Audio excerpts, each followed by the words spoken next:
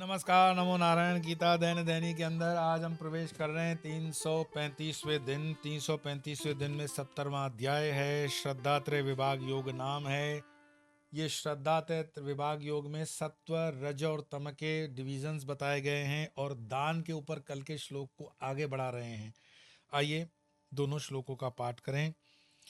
यततो प्रत्युपकारार्थं फलम् उद्दिश्य वा पुनः दीयते च परिक्लिष्टं तद्दानं राजसंस्मृतम् अदेशकाले यद्दानम् अपात्रेभ्यश्च दीयते असत्कृतमवज्ञातं तत तामसमुदाहृतम्। भगवान श्री कृष्ण कहते हैं कि किंतु जो दान क्लेश पूर्वक तथा प्रत्युपकार के उद्देश्य से अथवा फल को लक्ष्य बनाकर फिर दिया जाता है वह दान राजसिक कहा गया है। और जो दान बिना सत्कार के अथवा तिरस्कार पूर्वक अयोग्य देश काल में और कुपात्र के प्रति दिया जाता है वह दान तामसिक दान कहा गया है। मैं पहले तामसिक दान को कह दूं, 22वां श्लोक जो है उसके ऊपर आ जाता हूं। तामसिक दान आजकल बढ़ रहे हैं।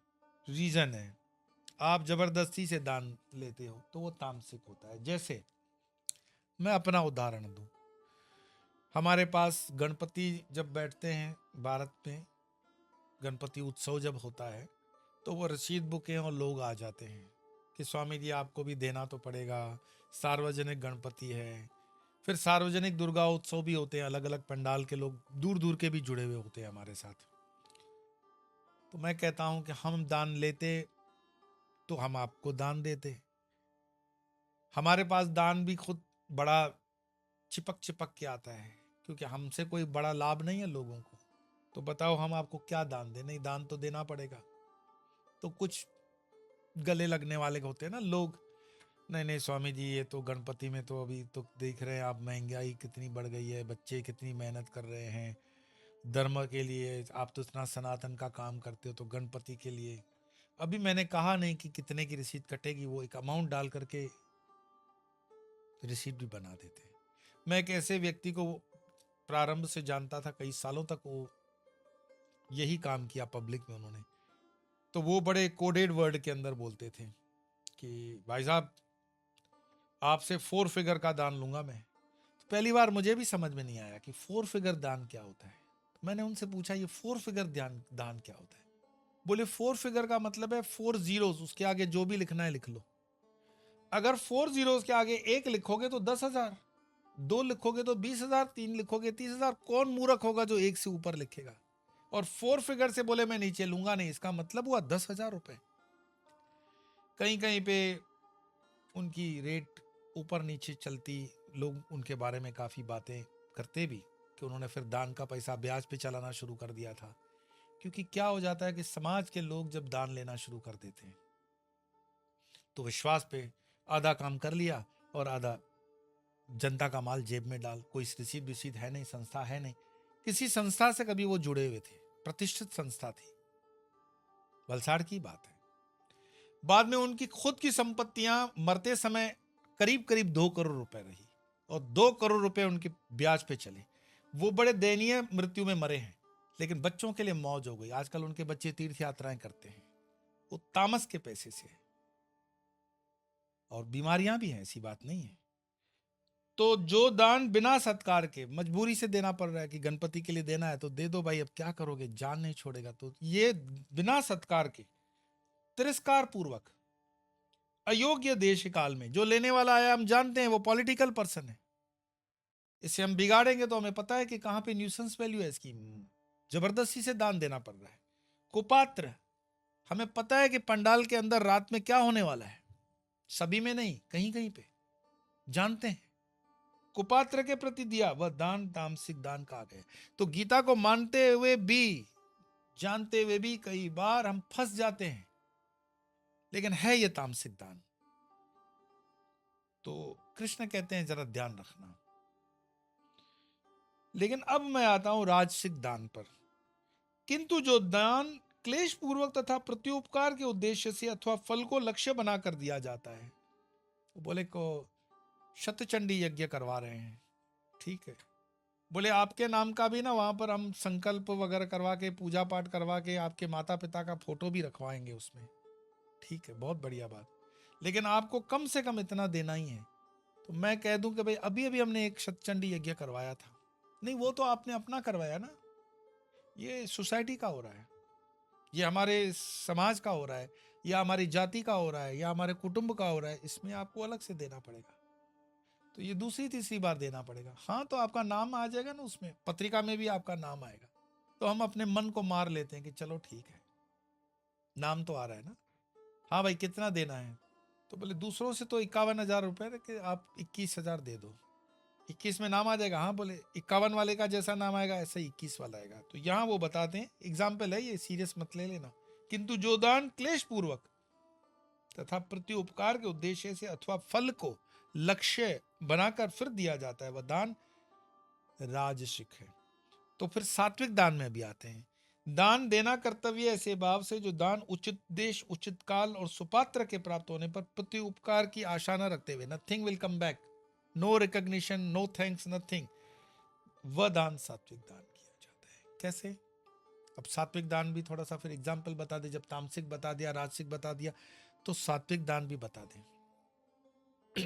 सात्विक दान जो हम कहने के लिए नहीं, समझाने के लिए और दृढ़ता से समझाने के लिए कर रहा हूं। सपोज करो हमारे वनवासी क्षेत्र के अंदर जो लोग हैं उन तक मेडिकल फैसिलिटीज नहीं पहुंचती हैं, ठीक है, माँ कार्ड है, मोदी जी की सरकार के कई बेनिफिट है, फिर भी अच्छे डॉक्टर आज भी वहां नहीं है, और जो सरकारी तंत्र के डॉक्टर वहां हैं भगवान उनका भला करे, वो ना होते तो और अच्छा होता।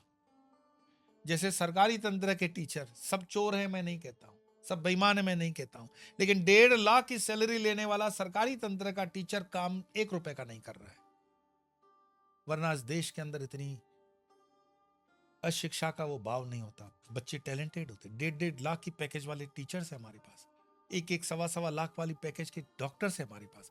क्यों लोग सरकारी अस्पतालों में नहीं जा रहे हैं? क्यों? क्योंकि वो काम ठीक नहीं कर रहे हैं।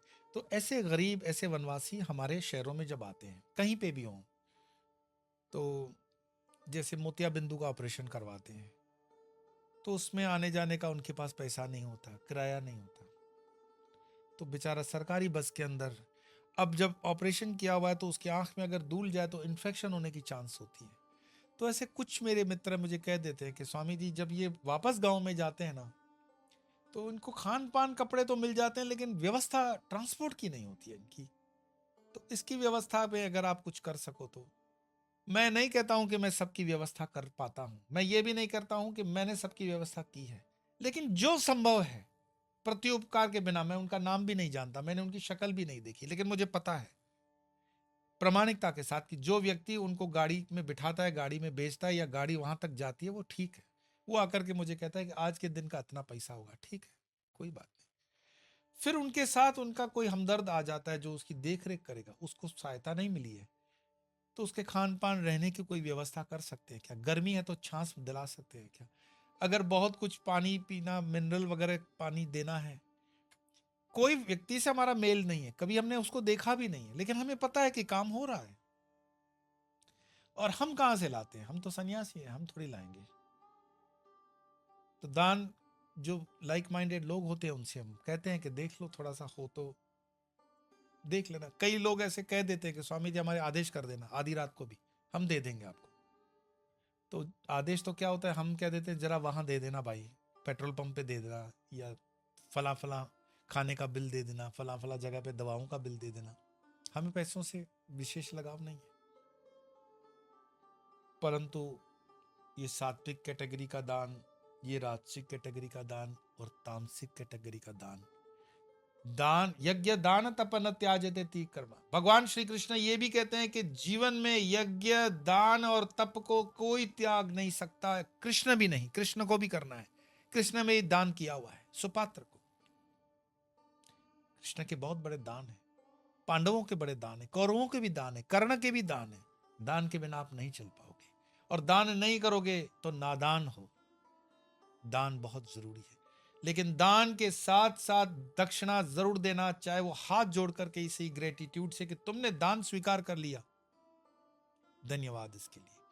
तो दान, यज्ञ, दान और तप, ये 3 इंपॉर्टेंट चीजें हैं। ये जीवन में सनातन के पिलर्स हैं, सनातन का मूल है, इसको भूलना मत। यज्ञ, दान और तप, ये तीनों स्वयं को करने पड़ते हैं, कोई आपकी तरफ से नहीं कर सकता है। मरने के बाद कोई आपके निमित्त करता जरूर है, कर ले, बहुत अच्छी बात, लेकिन जितना मौका मिले जीते जी कर लेना। यज्ञ, दान और तप।